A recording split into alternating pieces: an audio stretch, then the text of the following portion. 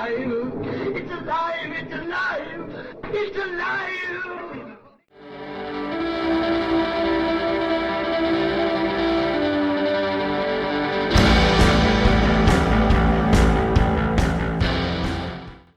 Hello and welcome to Alive After Reading. I'm your host, Tim Niederreiter, and with me today is, well, a guest you guys probably are familiar with at this point because he was on just recently, but Ron Lahr, welcome back to the podcast. Thank you very much for having me. Great to be back.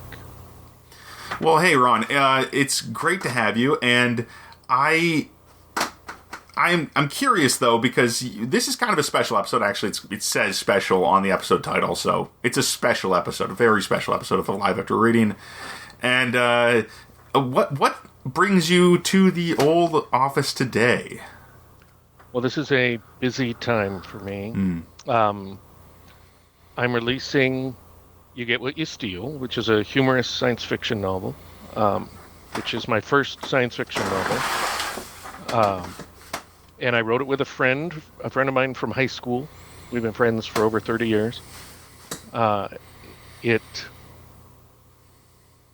co-author, his name is Robin Burchett, R.J. Burchett. He is very smart, very funny. We have complementary senses of humor, I would say. I tend to be a little more dry and sarcastic, and he can be just goofy in the best way. And brilliant. So it's very different from anything I've, released before, but I really love it. And we wrote it, the first draft, a little over 30 years ago, on electric typewriters in 1988, I think. And what had happened is it was my first apartment after moving out after high school graduation, and I had a Friday night poker game, and there were no cell phones in those days, so everybody had called and canceled except for Robin, and I couldn't get a hold of him. He wasn't home, so he showed up for the poker game, and there wasn't anything.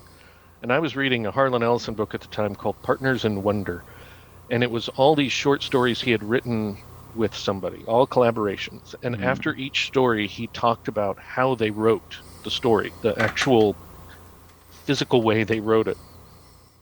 And I said to my friend Robin, who we had written some goofy high school stuff and put out a little magazine in high school, and I said, why don't we write a short story and we'll do it the way Harlan Ellison did one, where I'll type a page, then you type a page, then I'll type a page, and the other guy just sits there while one person is writing and then rips the page out of the typewriter, hands it to the guy, the other guy reads it, and then jumps right in. Now, Harlan Ellison and his friend were trying to fuck each other. So they would, at the end of the page, try and write the person into the story, into a situation you couldn't get out of. Mm-hmm. And I'm like, I don't want to do that. I just want to see what happens if we take turns writing every page. And it was very interesting. We agreed on 3 characters and a very simple, not even an outline, but a beginning of an outline. And then we just went. So it involved much more rewriting than any other book I've done. But we kind of fell out of contact. And months ago, I kind of looked him up, and we reconnected, been hanging out. And he had written a book in the intervening years that was a parody of Rich Dad, Poor Dad, called Smart Dad, Dumb Dad. And I read that. It was funny. He read my fantasy books. And I said, we should get You Get What You Steal and put it out. Just, we wrote it. Let's do it. And so we rewrote it and edited it. And now it's just formatting and getting it submitted. We have the cover and all that. And then in the meantime, as you know, I go on a lot of shows on the GoIndieNow network to promote my stuff, and it felt like everybody else that's on the shows has a show, a podcast or a YouTube show or something. And so after one of This Week in Indies was over, I messaged the founder of the network, Joe Compton, and I said, hey, I want to do a show. I love doing these. I have such a great time. I want to do something. And he said, okay, what do you want to do? I'm like, I don't know. And he goes, well, whatever you do, why don't you do it on the GoIndieNow network? And I'm like, well, that'd be great. So I thought about it, and what I decided was a lot of the shows are on the GoIndieNow network are inside baseball. You know, it's news for writers or filmmakers or musicians, you know, indie artists. But I wanted to make something that aimed for a larger audience. That's a good idea for a lot of reasons. Anyone who speaks English, you know, I wanted to be my audience. So we came up with a game show, or I decided, hey, what about a game show where the contestants are indie creators? So they might be a filmmaker or a musician or a writer or some combination of those. And some of the guests we've got lined up, because I know mostly writers, there's a lot of writers, but there's also some narrators of audiobooks, and we've got some people who've done music and films. So I also wanted it to be very fun. So we named it Indie Mayhem, and I decided to get my co-author to co-host. One, because he has awesome internet. He lives in the city of Spokane, and so he's got great high-speed internet, which would be important. And two, I thought we have a lot of fun together, and it would make for a fun environment. Because sometimes if you have a guest and they are not the most fun person, well, I wanted some help so that with a co-host we could at least make it fun and make the environment. Because I mean, there is a winner of each episode and they get prizes, but the goal is to be fun and entertaining. And of course, everybody gets to promote their work, and that will be nice. And I'm really hoping we've crafted something that will be humorous enough and fun enough that it will get a larger audience, I guess, and move beyond just indie creators as the audience, but anybody who likes laughing and fun. So we'll see how well we accomplish that, but we're going to start at the end of March, the last Tuesday, which I think is the 29th of March, and we'll be on every Tuesday. And there's 14 episodes. There's three contestants per episode. One wins, and then there's all the winners. There'll be 9 winners of the first round, and then there'll be 3 shows where 3 of them at a time go at each other, and then there'll be a final show for the champion, and that makes 13 shows. And then I've decided we're going to do one show where Robin and I are also the guests, the competitors, in disguise, and it will be a totally scripted show. And every season I want to do one of those, just a really goofy, Plus, my wife and I go to a lot of charity events, and a lot of those are costume events. So we have bins of costumes. I have a fake mustache collection. I have, so I want to get my money's worth out of those. And that episode, I'll be able to break out the old costume stuff. So we'll see how it goes. But I am very excited for both of those things. And yeah, like I say, March is, I have a book coming out and a show premiering in March. So this is one of the busiest months. And thank goodness it's not gardening time, or I would not have enough time to do it. Spring is not quite here yet. Yeah. I'm a ridiculous gardener. And, and every year, I am doing planning, so I have a lot of that. But yes, it's a good idea to get this going before I'm, consumed with that. No, I hear that. I got, what was it? I guess I don't do anything really that's seasonal. I used to prime miniatures with a spray can, and you need to be outside for that, and it also needs to be kind of warm and not that humid. But then I realized that's impossible. This is Minnesota. If it's not cold, it's humid. So I gave up on doing that and just prime everything. I just paint the miniatures black with my brushes now because I'm a nerd. But I have time to do that because I'm also a full-time author, I guess, kind of. Thanks to a few other weird happenstances of history. Anyway, so Ron, enough about me, obviously. That was just a weird tangent I just went on. But hey, it happens. I think it's one of the reasons people tune into this show, if indeed people do tune in. And I've got to say, though, it sounds like you're really leaning into the humor. How important is humor as far as your career, as far as your creative output? Very much. So I have 4 books out now. I have a fantasy trilogy, and I have one book that is just humor, and it's called "You're as Stupid as You Are Fat: How to Talk to Women," and it's awful, just awful. So I had gotten divorced and I was dating again. I got married when I was like 21, and now I was 35, 36 years old and dating, and I started dating this woman, and I had 2 daughters, or I have 2 daughters, and I had custody of them after the divorce. And my ex just kind of went through a midlife crisis and left. And so this lady would say to me, "You don't know how to talk to women." And I'm like, "Well, that's ridiculous. I'm a genius at talking to women. I have a great relationship with my ex-wife. I have a great relationship with my mom, my daughters, So, since I fancied myself a writer, I decided to write a book, because I figure if you're having an argument and you've written a book on the subject, you should win. That's what I think. And so I wrote this book, and as I started writing it, it became something very different.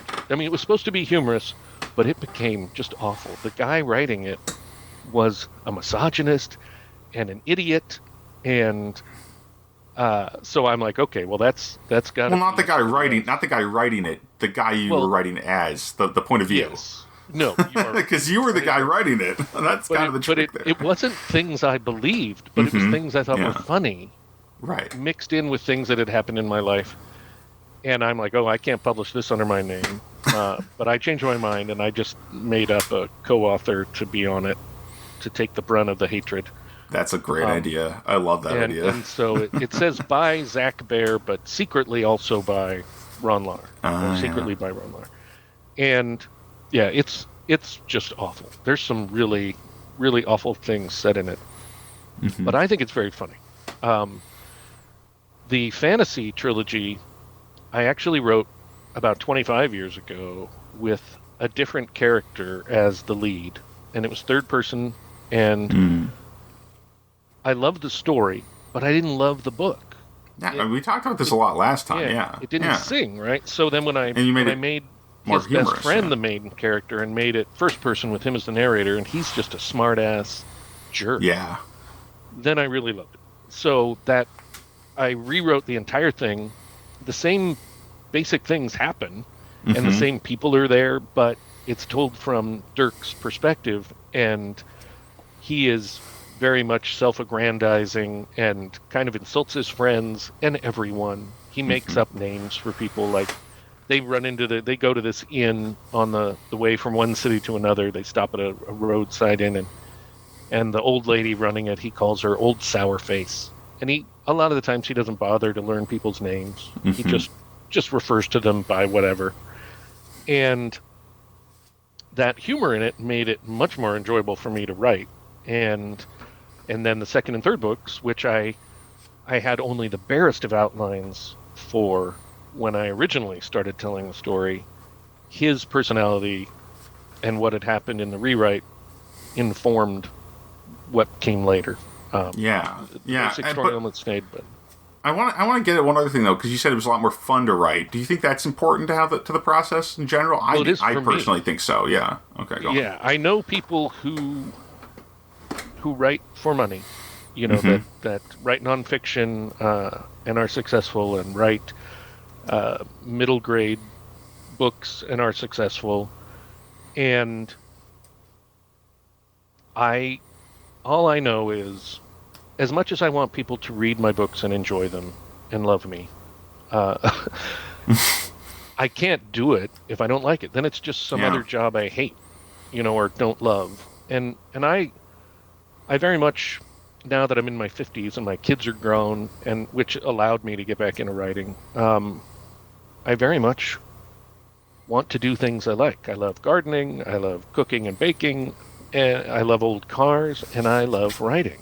Yeah. But only when it's something I'm interested in. Like, I couldn't be a copywriter or... I mean, I could, I think. You got the skills, but you don't have the will, maybe. I would be just as happy as I was being a consultant, where the money was great, but the satisfaction was minimal. And I mean, you know, I'm 50 years old. How much longer I got left? I want to enjoy what I'm doing. And if that means that there's a choice between writing to market or, you know, writing with the goal of selling the most copies and making the most money versus having fun, I choose to have fun. And there's billions of people on the planet. Hopefully there's enough of them that will enjoy my sense of humor and my style of writing that I can be successful. But if not, it doesn't matter. I'm still going to do it the way I want to do it. Yeah, I mean, I think we'll all find if we persevere. I think most writers are going to find there's enough people are going to like their work that they can at least make some kind of impact on an audience. You know, I mean, exactly. It's a big world. There's lots of people out there. Even if you only write in one language, especially if you only write in English, there's still enough people. I think that the majority of us can have an audience. Like, I forget where I heard it, but it was like J.K. Rowling, like the Harry Potter books still get advertising. And you've got to imagine they've saturated the market, but they still advertise them because not everyone's read them. It's that kind of thing. Like, there's always more people to find in some sense. I agree, and it's tough as an indie to find those people. But I mean, as you know, there's tons of advice out there for writers, especially indie authors. Yes, and the one I believe is that you just keep writing. You know, like you said, you just keep putting your stuff out and getting better at your craft, and and you do what you can to promote coming on your show, coming on other shows. You know, my newsletter.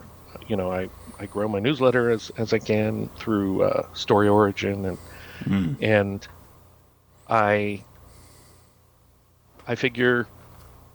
I mean, ultimately, while I would love to be incredibly successful, who wouldn't?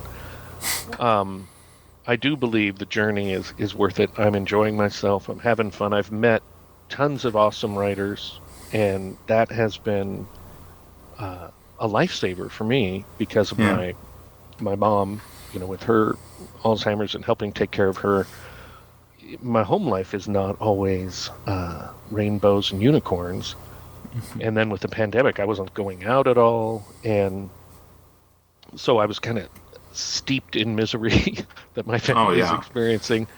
And the promoting of the books and meeting all these people was a lifeline. I mean, it saved my mental health, I believe. It turned out to be maybe more important as self-care than it was as promotion for the books. And I very hear grateful. That so much. Yeah, that makes so much sense.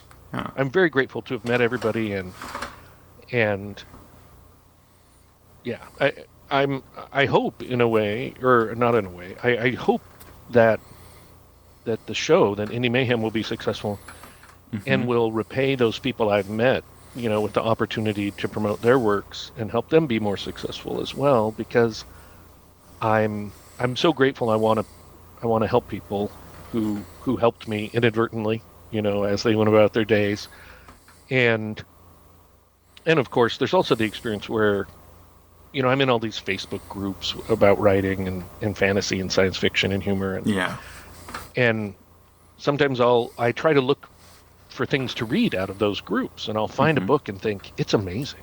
I mean, like, this should be a bestseller. This is way better than my stuff. This is great. And the people either aren't interested in promoting or don't know what to do, and so they've hardly sold any books. And I'm like, oh my gosh, this is a travesty. This book, you know, deserves to be read. And I write reviews and post them around to try and help them, but I think the show could do a lot more to help people than what I've done in the past. So, you know, it will serve many purposes if it's successful, and I'm excited about all of them. But I'm also just excited to have fun, and it's another opportunity to hang out with people I like, plus meet new people, because I'm not very exposed to the indie music or indie film scene. Yeah. And yet I would like to be. because I just love the democratization of art that the internet has provided. While the internet has done lots of great things and lots of awful things, that's one of my most favorite things. And my friend who writes nonfiction books is like, it's, he does not have nice things to say about the business of traditional publishing. Mm-hmm. And he's like, if Bezos has done, anything worth being admired or remembered for, it's that, that his impact on publishing is just ridiculous. And I think it was a much needed disruption in hindsight now. I think it was, and it's been so helpful because this disruption is effectively allowing it. I mean, and it's not just Bezos, but he really did pave the way for the indie market the way it is now with the Kindle and everything. And I think that, and that's, I couldn't agree more with you that I don't have a lot of positive things to say about Amazon in general and the overall effect of it, but I do think that's been very, obviously in my life, very impactful. And I can't... It changed our lives. Exactly. I mean, I would not be an author. Well, maybe I would be published right now if I wanted to be. But, at least the median authors, it seems like, they get published in their mid-30s or early 40s. At least of the successful trad authors. And if they're lucky, those are the ones that did make it. A lot of them never make it into the stores. Yeah. Where 20 publishers rejected Harry Potter, the first Harry Potter novel, and I've read that novel multiple times. I think it's amazing. I mean, I when I was a consultant and I would travel every week, I flew a lot, so I was at airports and on airplanes, and some of those Harry Potter books, I'd be reading them and bawling on the plane, which is so embarrassing. I was going to say, that's a little rough as a grown man.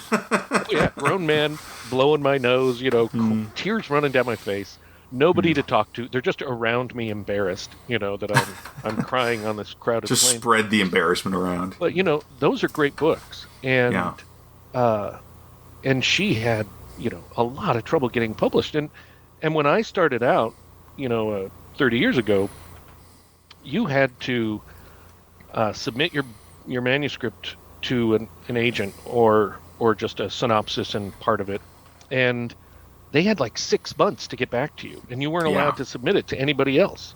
So, I mean, I was like, so it could take 10 years to go through 20 agents just to get to where you're now submitting to publishers, and then they had similar timelines.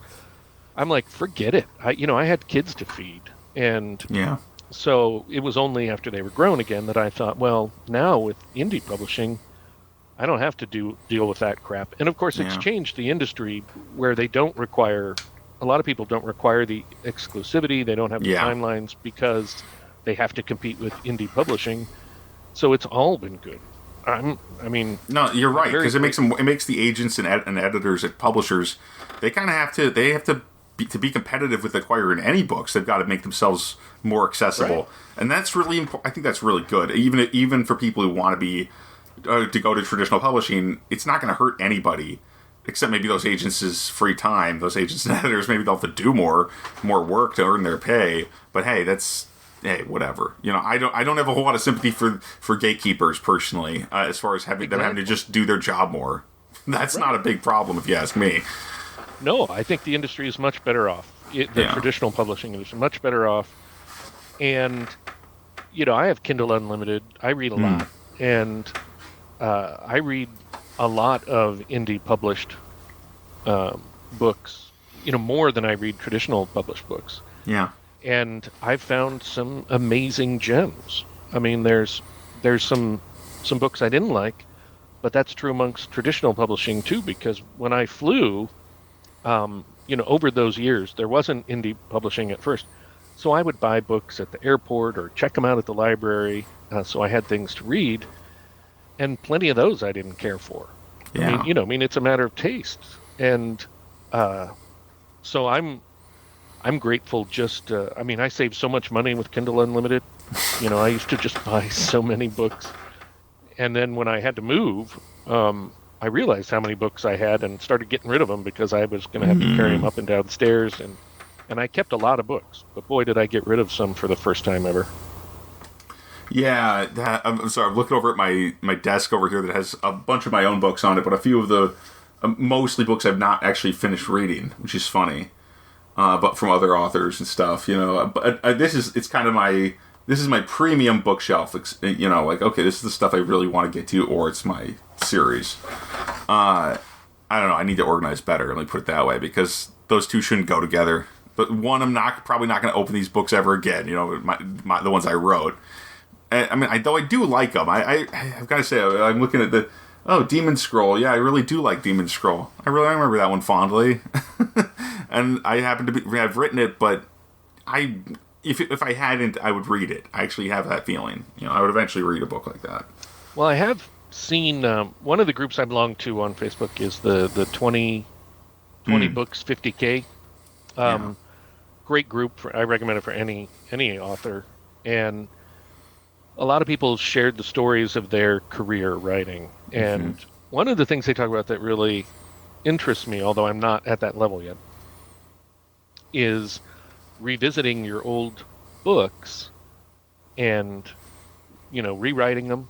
Hopefully if you wrote them 20 years ago, you're a better writer, or 10 years ago. So go back through it, clean them up, new covers, and then reissue them, and they see this giant sales bump. And I look forward to doing that, because I'll tell you, I hadn't read You Get What You Steal in 20-some years. And when I read it, first of all, I didn't remember who wrote what. And luckily, Robin has a much better memory from that, because I'll say, oh my God, I love this part. And he's like, you wrote that. I'm like, I did. Nice. Well, I'm awesome. And so it was very fun. And he's reminded me of a lot of things that I wrote when I was a kid that I still like. I still think there's quality there. And obviously, lots of stuff that I wrote when I was a kid is garbage, but still, there's a lot of fun things, and that is very fulfilling to read. Yeah. I know some people go back and they say, I read the first thing I wrote and it's garbage, and I feel very bad for them. That must be painful, because I very much enjoyed it, and I keep things that I've written, in high school and college that I still enjoy and think, I'm going to use that somewhere. Because I used to be a lot funnier back then. Now that I'm old, I'm like every other old person. You lose a little bit of the edge, yeah. Yeah. Well, part of it comes with I don't think I know everything anymore. Yeah. And I'm not positive about it. When I talk now, I'm a lot more like, it seems to me. Oh, you got to qualify. This is how it is. I think usually excessive qualification is less funny. Actually, it's kind of that's kind of how I mind humor, though. If you really, you can lean into it, and then it really works well. It's very silly. Well, I was more referring to normal life. Yeah, me too. Writing, Dirk thinks he knows everything. Absolutely. Getting in the character's head, that's important. Yeah. I do enjoy characters who think they know everything. And definitely the narrator of You're as Stupid as You Are Fat, he thinks he knows everything. But I believed it when I was a kid. Now I just know that is not the case. And the painful lessons of life have taught me, I don't know crap compared to what, I like to say it like this. When I was 16, I knew everything, and it's a shame I wasn't in charge then, because everything would be great. And I went away and my parents, when I was 16, were idiots. I knew they were just the dumbest people around. And then I went to college, and when I came back, they had really smartened up. They that's surprising. How'd that happen? They say you can't teach an old dog new tricks. Because I came back and they weren't the idiots I remembered. And so first of all, I apologize to them a lot, which I still do to this day. It doesn't mean anything to my mom, because she doesn't even know I'm her son. But my dad seems very appreciative of it. He's forgiven me, which thank goodness, because I don't know about you, but I was an awful teenager. Me too. That was the worst teenager. Actually, I would challenge you to say, I'd say I was probably a worse teenager than you were, because I was one of the worst for your parents. I'd ever met. Yeah. Well, it wasn't like I wasn't necessarily a giant troublemaker or anything, but I wasn't very nice to be around. So, yeah. Yeah. I had two kids, and that's just what teenagers are like, you know. I mean, that's just our brain chemistry, and so I get it, but I'm just grateful my parents forgave me, and they were good parents in that way. They I think accepted our awfulness. You're getting, you got it. The word accepted. Yeah, I think the thing is that they probably don't even see like there's anything to forgive. It's like, well, that's just how teenagers are because they know better.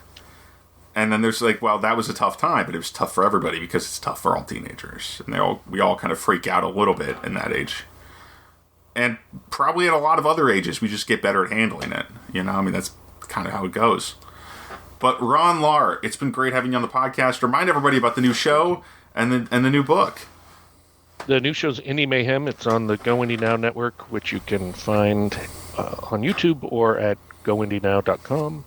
And then if you go to my website, www.kathaldi.com, Kathaldi, that'll have the information about all the books, including You Get What You Steal, which is awesome because Dirk, the narrator of my fantasy novels, is a thief, and then You Get What You Steal. Apparently, that's my niche, stealing. Yeah. People who steal. Why do I think that's so funny? I don't know. It's a popular niche. I think you could do worse than to fall into that category, honestly.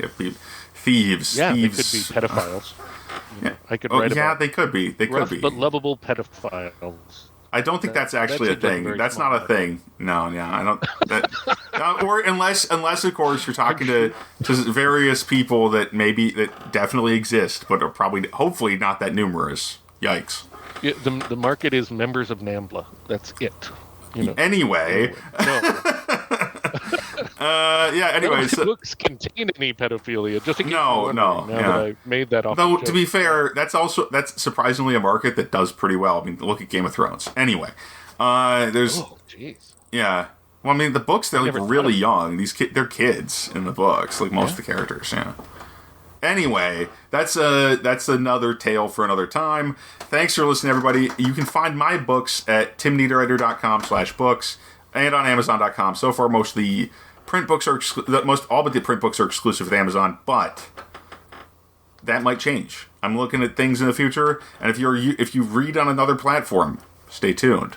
Because Kindle Unlimited Ron likes reading it, but it's not been doing that great for me on the other end. So I'm thinking about it. And more news on that as the events develop. Thanks for listening again, folks. Thanks, Ron Lahr. That was awesome. And see you again soon, everybody. Talk to you again. Well, the next time I fire up this microphone. That's generally how it works, right? That's what the microphone's for. All right, have a good one, everybody. Peace.